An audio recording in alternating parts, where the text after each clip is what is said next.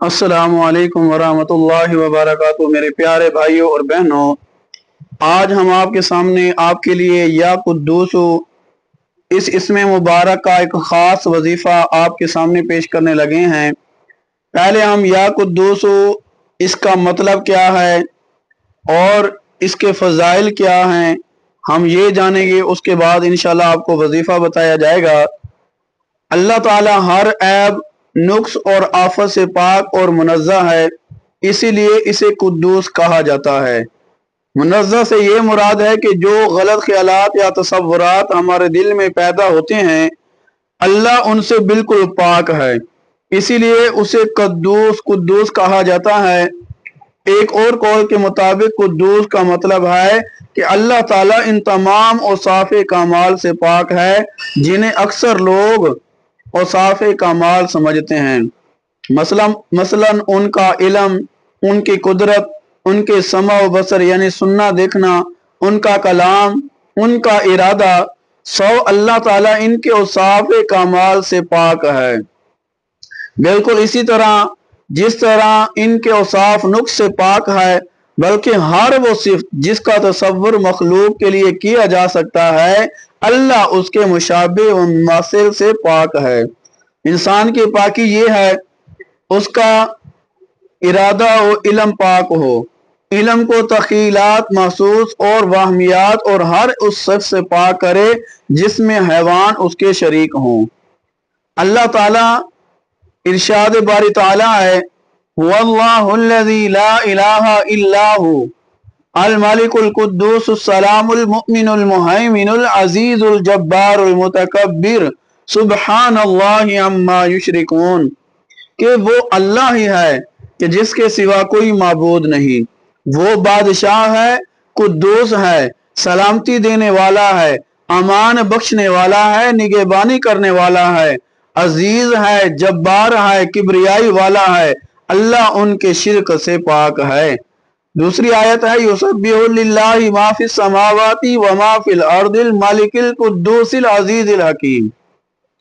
अल्लाह ताला इस आयत के अंदर फरमा रहा है, आसमानों और जमीन की हर चीज अल्लाह की तस्बीह में मसरूफ है, जो बादशाह है, कुद्दूस है, अजीज है, हकीम है।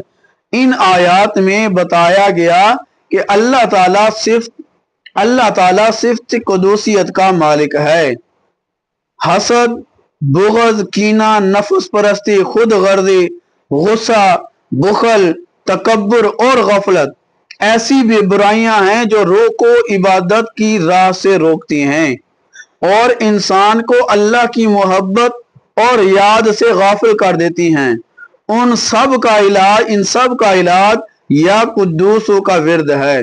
जो शख्स इसे शाम के वक्त सूरज गुरूब होने से पहले रोजाना 170 मरतबा पढ़ता रहे, उसका दिल इन तमाम बीमारियों से पाक साफ हो जाएगा।